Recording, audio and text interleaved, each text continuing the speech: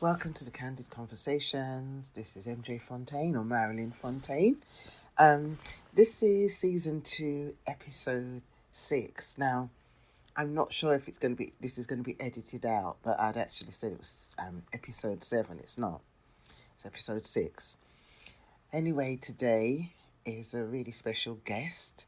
When you'll be listening to this, it's International Women's Day today.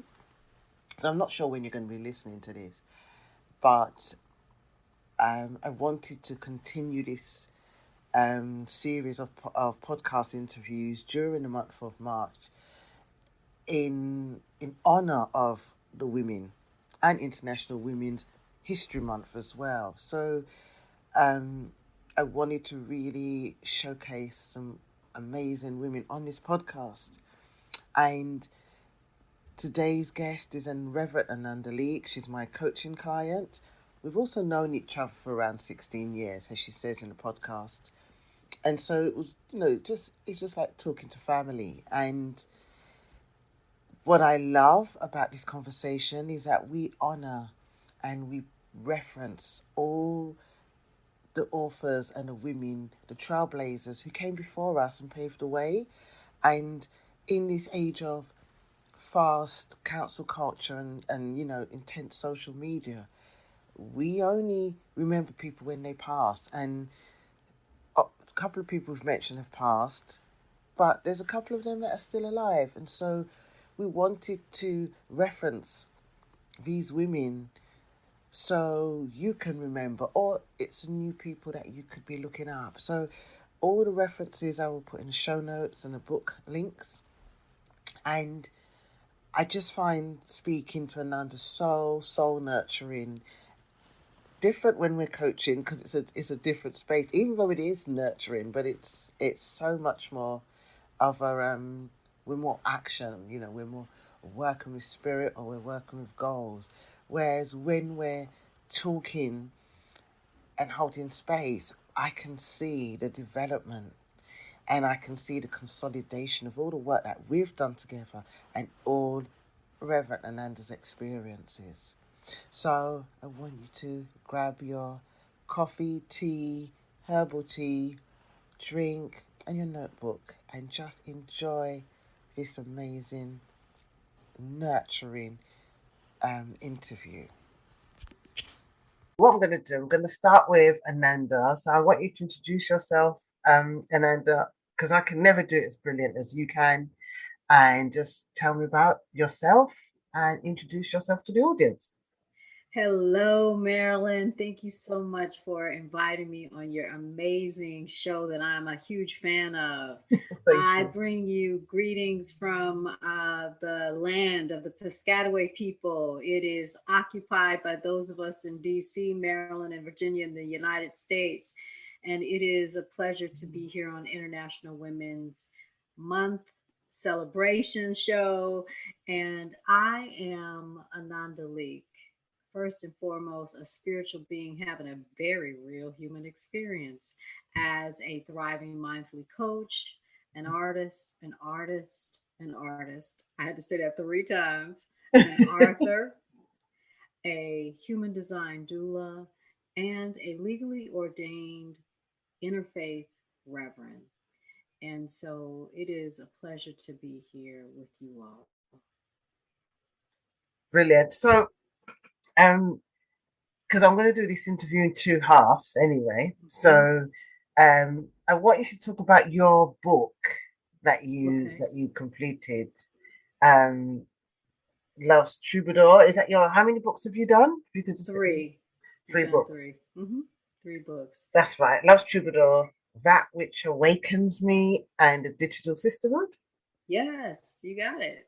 You got it. You got it. So I want to cover Love's Troubadours because I'm reading this book and I love it. So if you could tell me about that book and how you birthed that book.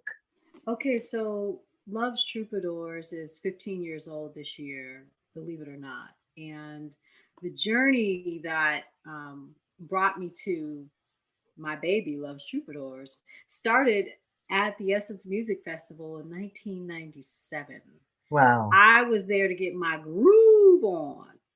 And the characters for the show, for the because Love's Troubadours feels like a show. It is a film. It is a episodic adventure waiting to be birthed. We're putting that out into the universe. The characters started to introduce themselves as I'm trying to get my groove on. Wow. And my time in getting my groove on got split to going all over New Orleans, exploring the places that the characters wanted me to go. And Wow. so it became a reintroduction to New Orleans, which is one of my favorite cities. I had gone there as a kid and fell in love with the crepes, fell in love with the whole energy of the place, because in New Orleans in the States, that is the one place where um, Africa, the Native American, the indigenous people, and the Mhm. European um, influences meet up. Yeah. And it is a place, having been raised Catholic, that I find, there's just so much there: the art, the Hmm. music, the spirit. So fast forward, it took about 4 or 5 years, about 4 years for me to answer the call on my life, because the characters kept coming to me and spirit was saying, right. I didn't want to accept that it was a novel, so I wrote it as a long Beowulf poem, you can Yeah. imagine. And finally, a colleague said, this is a novel, and I Hmm. relinquished the control and let it all happen. Then it took a couple more years later to actually finish the book. And so the book is a story of, let's back up. It's a self-love novel, that Hmm. is woman centered, and it is the story of Carmen Francois, a 30 something African American woman with roots, family roots in New Orleans, raised in Oakland, California. She's a graduate of a historically black university, like I am, Morgan State University. She's known as a bohemian black American princess. She's Hmm. bougie. She's a sister that has joined a sorority, Sigma Gamma Rho sorority, just like me. And when you meet her in the book, she is struggling. She's struggling with her emotions. She's struggling with the loss of a job. She's struggling with the relationships of ups and downs with the man that she's been involved with. She's struggling with debt because of the loss of her job. Yeah. And she has to deal with some family secrets. And in dealing with those family secrets, her life explodes and she ends up moving to DC from New York. She had a job as a museum curator, big time job in a internationally known museum, and got caught in a restructuring. Like a lot of us, it happens. She doesn't have Hmm. a plan B. She has two choices: go home to Oakland to her mama, who is modeled after Whitley Gilbert's mother in A Different World, who's very Wow. controlling, or go to DC and stay in an apartment that is owned by family, which Hmm. gives her some time to get it together. When Yeah. she gets to DC, she can't find a job as a museum curator, so she has to craft a gypsy existence out of a love for yoga, which she trained to be a yoga teacher in college, but she did it for fun. She never thought she would be getting the money that she needed to eat and live from yoga. So she's got Hmm. an attitude because she feels like that's a step down. She's also serving as an art consultant to clients that she doesn't like. And she is doing some freelancing as a curator at Howard University Gallery of Art. None of those things are full time, so she's got to piece it all together. And Right. so she's dealing with pride, loss of pride. She's dealing with shame. She's dealing with a lot of mind drama, Hmm. um, and Yeah. and she navigates all of this with the support of mindfulness, her self care practices, her spirituality, her therapist, of course, and her family and friends. Hmm. And that's basically what the story is about. I think it's a universal story that all human beings can relate to because we all deal with our emotions. We all encounter mind drama. We all have had moments where we weren't prepared for Mm. loss and grief. And we all, at some point in time, deal with you all that are listeners may be hearing my wonderful building. We have someone who takes care of our building, and it's it's that time in the morning where they take care of the hallway and they sweep. So we'll just bless that, and That's that's part of life, that's y'all. life. We yeah. That's part of life. That's that ability to take a breath to say, Mm. oh wow, okay, yeah, that's my homeboy cleaning the hallway, and I think he's done. So there you go. But I think that's beautiful because that's the reality. That I've got the Mm-hmm, it's cold, it's sunny in London, but it's still cold. So I've mm-hmm, got my heater on. It's making a slight noise, but it's mm-hmm, quite soothing.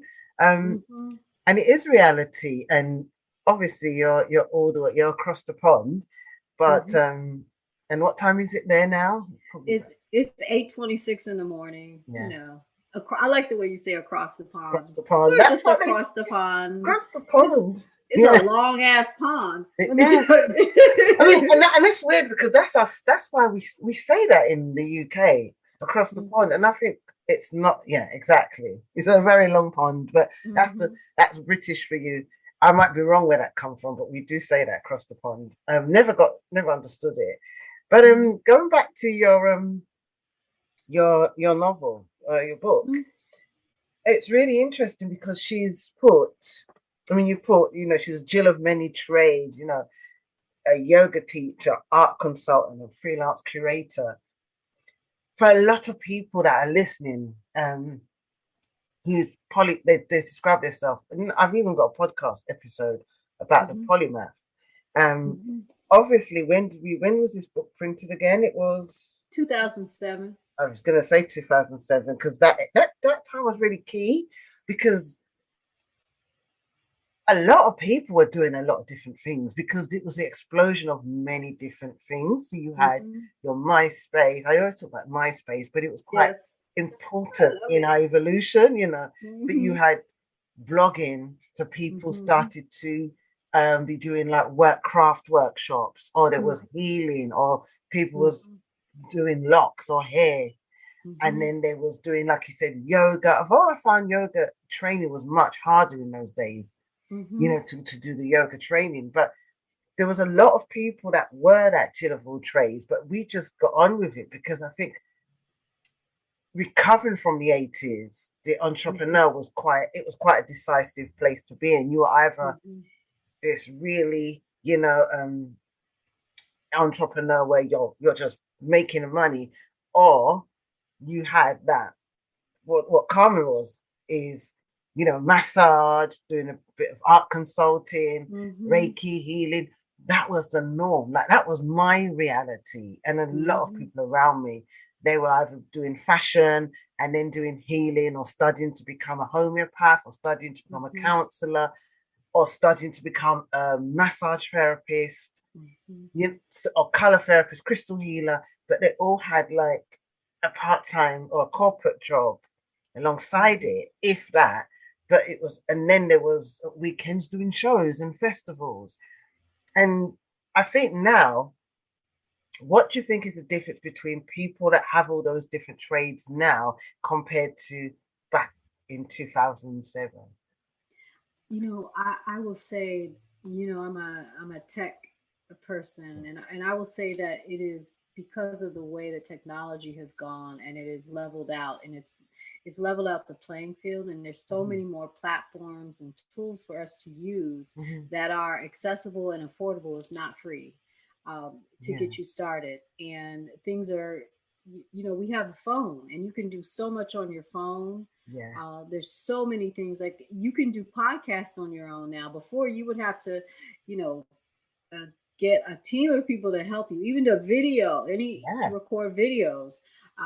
So I think it's a technology. I also think too that in mainstream life, so many things have just become the norm, mm, and so there's a there's a generation of people that have come after us, Yes. that have been able to um, take advantage of some things, and they've grown up in a different mindset in some ways. Yeah. They have their things that they got to work on, and then we have our things that we have to work on. And I really do believe, because there wasn't a model, there wasn't a Mm. playbook for what we were doing. We were Yeah. just doing it. There are now playbooks. There are people that train folks that Yeah. you can get, or you can watch people to show you the way. When you're pioneering, it's Yes. it's pulling teeth some days. That it's is it really important what you've just said when it's you're pulling teeth. pioneering. Yeah, and in the middle of all of that, we don't always realize that. And I think one of the things that I've gotten from just working with you Mhm. and surrounding myself with people like you, um, as resources, as mentors, as thought leaders, Mm. as peers, is that you've got, for those of us that have been pioneering, you better take some time to celebrate that and recognize it and put Yeah. some respect on it for yourself. Yeah. You need to do that, and that is what um, is the difference. I think it's the technology, it's the fact that there are people that have gone before that Mhm. have these things that make it possible so that others can move through it smoothly. Just like we've had other people that have come before us that made it possible for us to take what a Bell Hooks, what a Queen Afua, what a Susan Taylor, what a Iyanla Van Zant were talking about in the 90s. We were able to take and do those things, a little bit differently. What an Essence magazine had been feeding us. That's a really beautiful point. And what you've just said, there's so many things I don't want to write down, but I don't want to be scribbling and making noise. But I think it's really important what you just said about the Susan L. Taylors, and I'm going to come to those women in a minute because it's International Women's Month Mhm. and History Month. We need to address that so people that are Mhm. listening can know what time it is. I just wanted to reconfirm that Ananda is also my coaching client. We have been sister friends before this, Oh yeah. um, from many years around this time, and if you look at both our Instagram lives, we talk about this. We used to blog together, we were part of this MySpace kind of Mhm. community, Mhm. lesbians, and Yes. all those different eras that we came from when our locks were just starting, and black love was coming back in, and we were just starting to appreciate who we were Mhm. naturally. um Mhm. it was such an important time, actually. And going back to what you said about the technology, I really believe that is true. And also it's a blessing, but there's also a challenging side, I think, is because what we've become so comfortable with the amount of things we can do on our phone that we're forgetting our visceral and tangible experiences that actually Mhm. connect us to people. And so, Mhm. whereas during Love's Troubadours time, there was a lot of poetry events, even like in Yeah. London, or there was African markets or markets, cultural markets, craft. Mhm. There is a lot now, but obviously this is pre-pandemic as well. But we became so comfortable with being online that we Mhm. kind of, when we do go to a coffee shop or we go to a gallery or museum, we are still take living through the eyes of our phones, and Mhm. so we're still not having that experience. And I feel that that's what's missing, is that connect. I think it's coming back, Yeah. but I Mhm. feel before pandemic, it was missing because we got so used to looking at our phone. Well, not all of us, most of us, Mhm. rather than looking at each other in the eye and having that Mhm. connection. I think Mhm. it does something to your physiology and your heart when you're constantly looking down, because you're always in your emotions. You're not Mhm. looking out and Mhm. looking around you. But I want to go back to the ladies that you mentioned, because I remember reading Susan L. Taylor's book, well, I remember reading her foreword in Essence. So over Mhm. time, she'd write a foreword in Essence. Was it a And foreword? Yeah, it was. it was the in the spirit column. That's right. It wasn't a Yeah. foreword. It was in the spirit column. That's it. Hmm. It was an in the spirit column, and then she had her book. Hmm. Was it Lessons in Living? I don't know. She had lessons in living. She Yeah, had confirmation. I'm looking at some of her books now on my bookshelf. Yeah, she had those with her husband Kepra. She that's wrote confirmation. Yeah. that's right. Because Hmm. I think I gave that to somebody as a gift once I read it. I remember it was like a Hmm. beige color, and then Hmm. Ayala Van Sant and the women that you spoke about. So I just want to ask you, who were your favorite authors that made a difference? That made a difference. I will say that I grew up in a house with a mother and a father that bought books. They were going to school. You know, they were. My mom was getting her college education, finishing it when I was younger. My dad was getting his master's and his PhD. So our our basement, the full length of the basement, had a built-in bookshelf that they had made, and we Wow. had all kinds of books. And on Sundays, we would go to the library, and we would get 3 books growing up every week. Um, and so reading was a big thing. My mother studied to be a teacher. My father was also a teacher for a little while. So education was a big thing.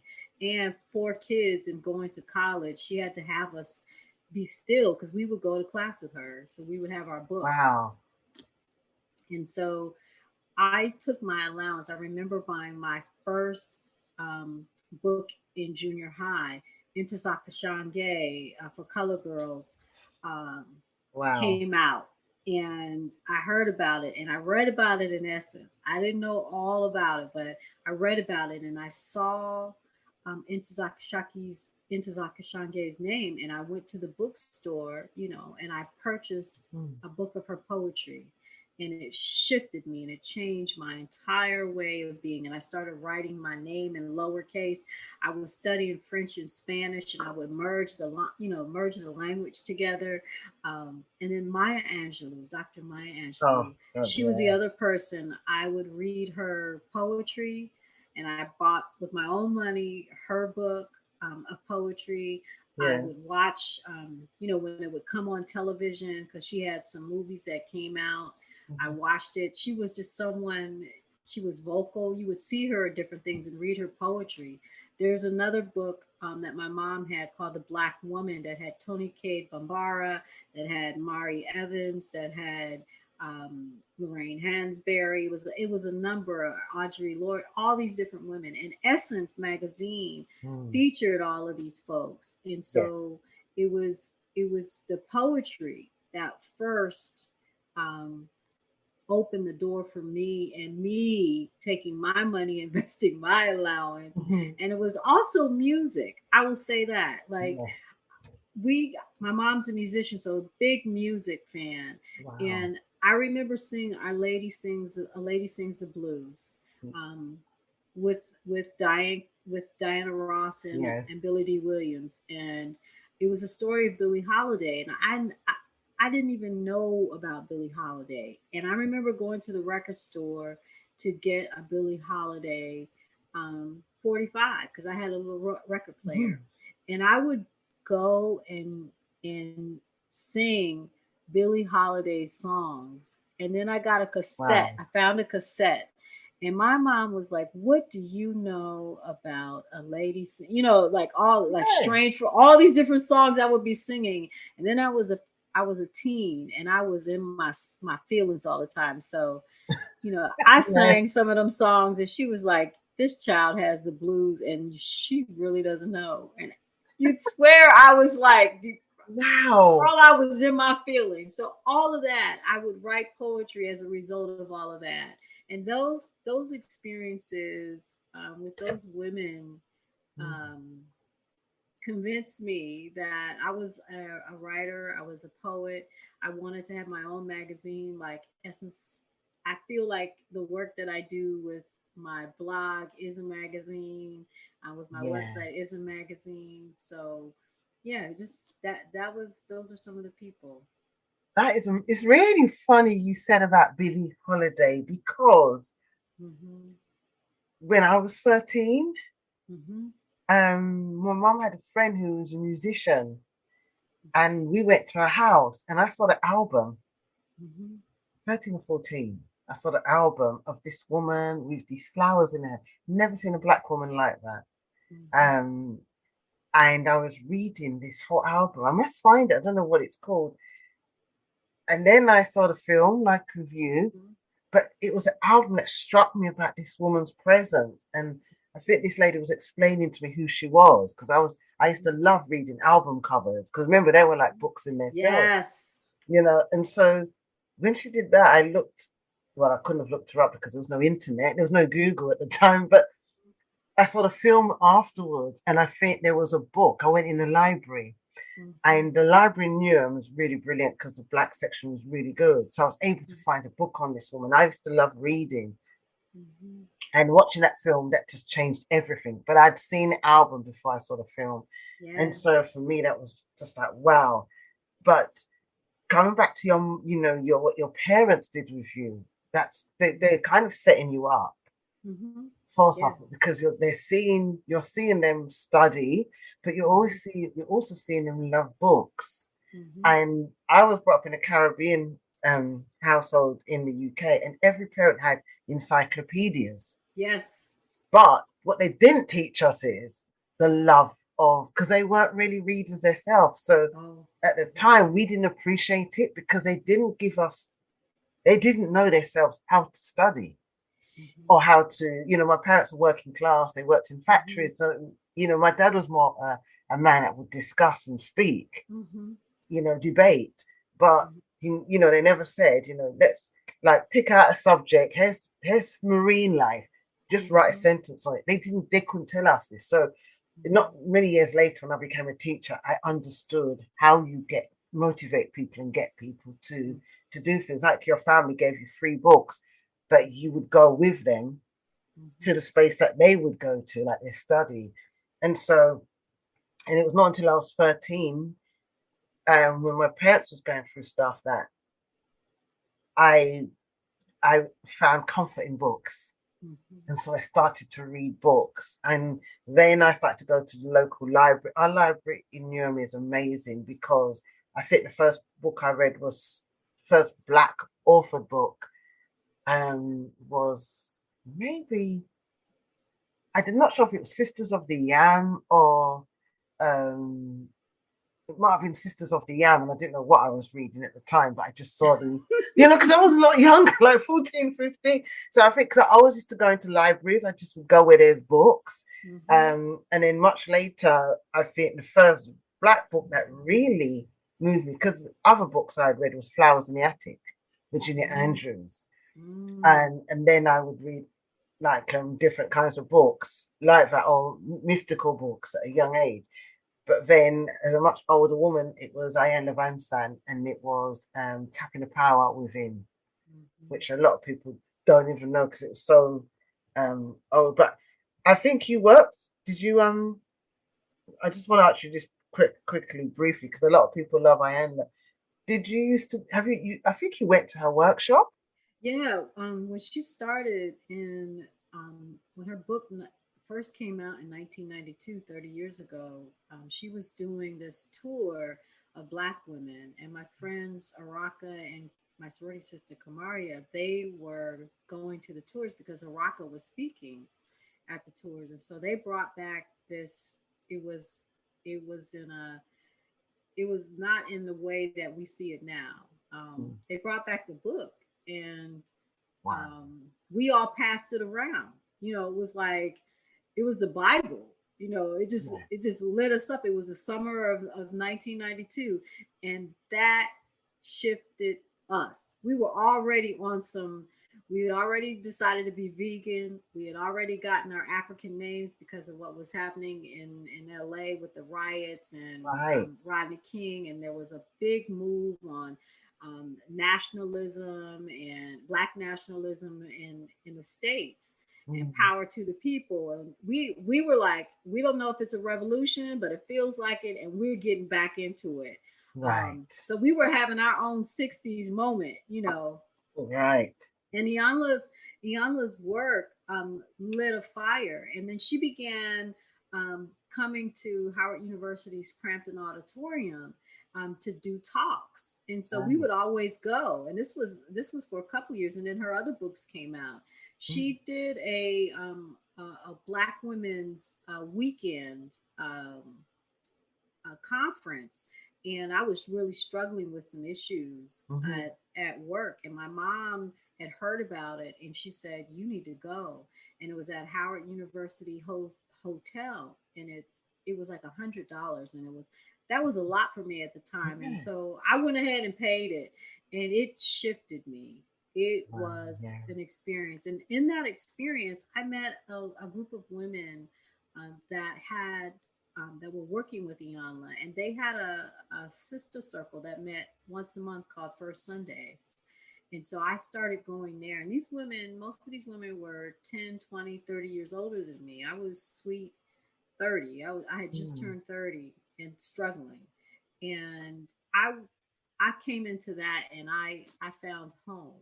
I Yeah. found home. And I've also found people that were nurturing my creative gifts. And I saw people living how I I was dreaming about living Yeah. as a healer, as an artist, and they co-signed it. They they are the reason why I breathe and do a lot of what I do today. Um, yeah. That's amazing. I just got sucked into your life then, like when you just explained it. And Mm-hmm. so with you said about being an artist, Mm-hmm. because I think two things that stood out for me is revolution. Mm-hmm. When we get in a state of revolution, we tend to create, when we get into a state of oppression, we tend to create our best works, whether it's Yes. an internal oppression or external oppression. Mm-hmm. Um, and I just loved what, like you said, Ayanna, it just takes a catalyst. And Ayanna really changed my life with her works, her early Mm-hmm. works. Even when I watch her now, I'm still fond of her because Yes. I just love what she's um her journey. She's been very transparent Mm-hmm. with your art process, like you're, writing, you've written Mm-hmm. 3 books, published them. Mm-hmm. I mean, I know your process, but to what is your creative process? What does it consist of? Just for the Mm-hmm. audience, bearing in mind the revolution that you've undergone and where you are now. Like, what is your creative process to produce 3 amazing books? The first thing I will say is it's surrender.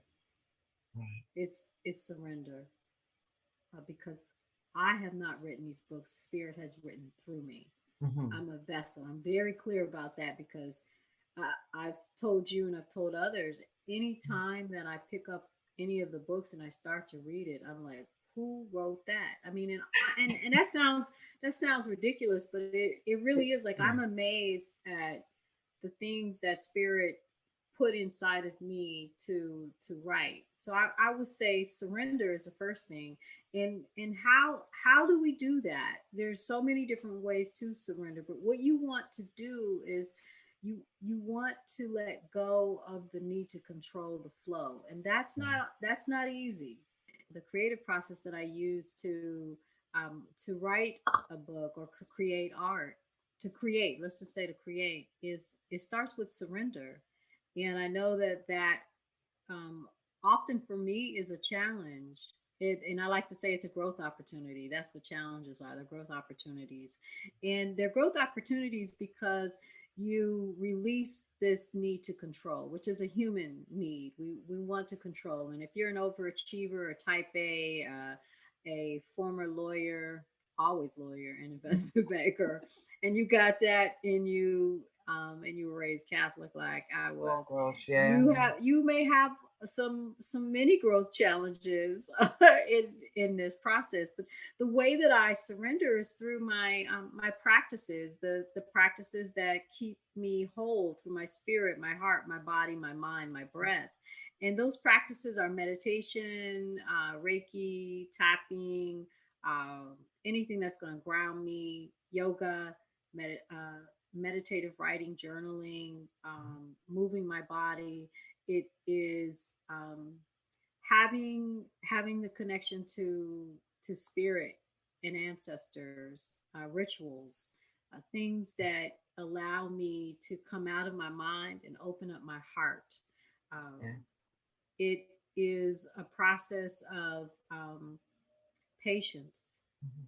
You know, it's patience because you have this idea that you want to have a book in 60 days, and I think that's possible, and you can Yeah. definitely do it. My thing is like this: the book is going to come when it comes, you know, Yes. and there are lessons that you don't want to miss in that process. Like there's writing the book, Mhm. and then there is giving birth to the book, and then there is um, publishing the book, and then there is getting the book into the hands of the people that it needs to get into the hands of. Some people call that marketing, Mhm. whatever it is you want to call it. But there's different pieces of it, and at each point, there is a level of surrender that you need in order to navigate that. And for me, the process is so deeply spiritual and personal that it's it's a it's it's a journey and it's transformative. And so I've done it 3 times, and each time my life has blown up in some kind of way, and Mhm. blown up in the best way so that I can move to where spirit has me. Because it's not, for me, it's not just writing a book. It is me growing, Yeah. and me growing so that I leave something behind for someone else to take what they need from it, to do what they need with it. I don't want to put a label on it. It's Mm. my living is not just for me. We're not here just for ourselves. We're here to be blessings to others. And one Wow. of the ways that you do that when you write a book, if you embrace that philosophy, is that you invest the time Mm. that it actually takes to do it, because you can put it out. I can put a lot of things out. It will not, for me, it will not have the same um, weight to it. And the weight is when I think of the book, no matter what emotional state I'm in, whatever is going in my mind, whenever I think of it, I hold this close to me because it is sacred. Each one of my books is sacred because I put in that surrender time. That is amazing. That is just, it's so poignant. I'm having a pause Mm-hmm. because I do think what you've just said is so important, is that we need time. And human time can is no match for divine time. Mm-hmm. No match at all, because when you tap into divine time, all the synchronicities happen. When Mm-hmm. you tap into human time, you are bringing all your stuff, traumas, joys, all those things into taskmasking you not doing something. Whereas divine time will send you to a cottage somewhere and get it free in the woods, rather than you trying to, you just have to have the commitment. Mm-hmm. And I think that is so poignant. So I'm not going to put any more stuff onto that statement you made, because I feel it's so powerful. And obviously, I'm thinking about time. So, what are you up to these days? So these days, I'm up to managing my mind. Hmm. Managing my mind and befriending my mind drama, and Yeah. I'm doing that as I serve as a thriving mindfully coach, and I'm doing that as I give birth as an artist and an author, and as I step into these new shoes that I put on this year as a human design doula and a legally ordained interfaith reverend, and managing the mind. In doing that, I am uh, leading a community, the Thriving Mindfully Academy, and that's where karma, if you will, the Mhm. The life that Karma lived in Love's Troubadours is now available for people to live with me in the Thriving Mindfully Academy. And the Thriving Mindfully Academy is a heart centered approach, um, virtual institution. And what we do is we take this concept of thriving mindfully, which spirit, the universe, ancestors have given me, and we look at our hearts. And in looking at our hearts, we do it with grace, gratitude, and curiosity to see how we can be present, well, and the real us in our lives, in Mm. our relationships, in our careers. And all of this is based on the last 30 plus years of my life and my training and expertise in all of the modalities that I've been in in connection with, and been able to be exposed to. Mhm. And it really is my life's work. It really is my life's work to be able to help people who are busy, stressed, time pressed, who are dealing with mind drama, who are dealing with grief and loss, who are dealing with human existence, and Yeah. having a need to get support in a sacred, safe space with someone that can coach them through, Mm. so that they can show up as their real selves. Yeah. That's really lovely. That's really, I mean, come on, guys, with the background Ananda has, it's such a welcoming space, Mm. to be have to have all those modalities and to be creative and to sit in that space must be Yeah. amazing.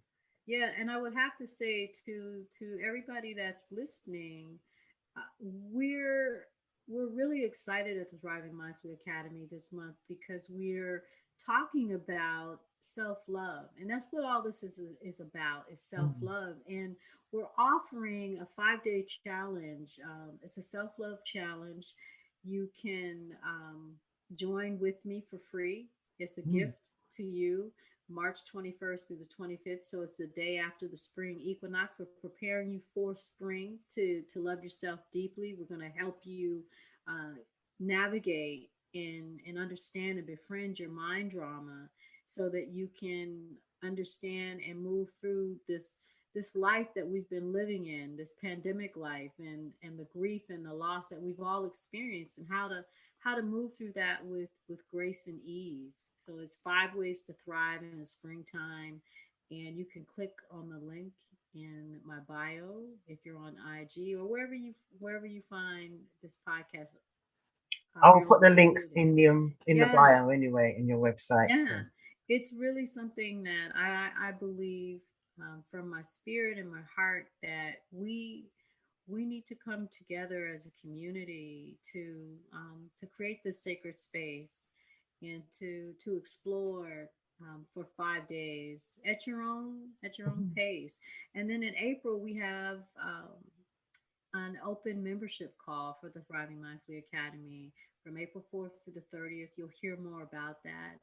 And yeah, I'm here to serve. I treat what I do as a ministry. I call my business, Ananda Leeke Consulting, a wellness company, a business ministry. And yeah, I'm here to serve.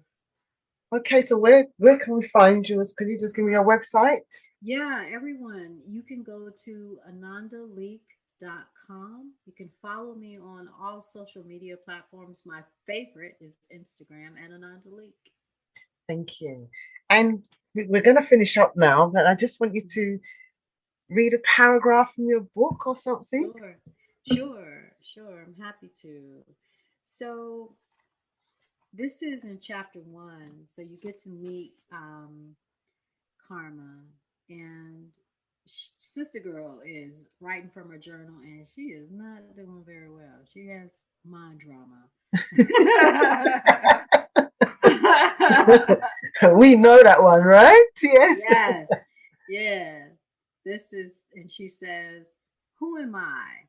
My birth certificate says I'm Belle Violette Francois, the daughter of Eugene Jerome Francois and Hyacinth Belle Baptiste Francois.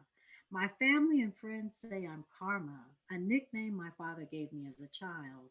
When I look in the mirror, I see that I'm a woman with long reddish brown locks who sees the world through cocoa eyes. My skin is the color of burnt sugar. The French call it caramel. But who am I really? If I knew, I guess I wouldn't feel like a victim of identity theft. Not the typical kind where someone takes your identity for financial gain. I'm talking about a new and improved kind where life robs you of your hard earned professional identity and leaves you with nothing more than a pile of ashes and never ending suffering. Do I sound bitter? You bet your sweet ass I am. My life was supposed to be a certain way. I did everything I was supposed to do. And just when I was about to cash in on all of my hard work, I lost everything." Wow, perfect ending because it will make people want to know what the rest of Karma's story is. And yeah, I really implore you to get this book, and to check out Ananda's page and join that free challenge. Thank you so much for coming. Thank you. I really love this call. Could go on forever. But I'm going to look for those Susan L. Taylor books actually. Mm. But yeah, it's been really lovely. I'm drinking lotus tea and it just feels so right, our conversation. So I really appreciate you coming. Thank you so much, Ananda.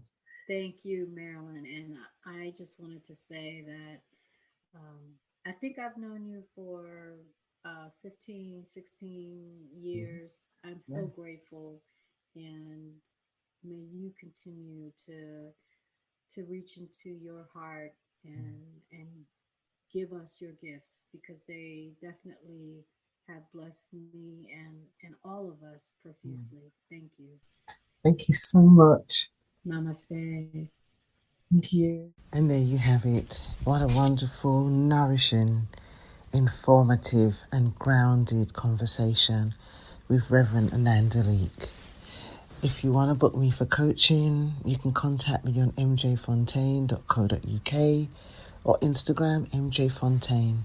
Until next week, bye bye.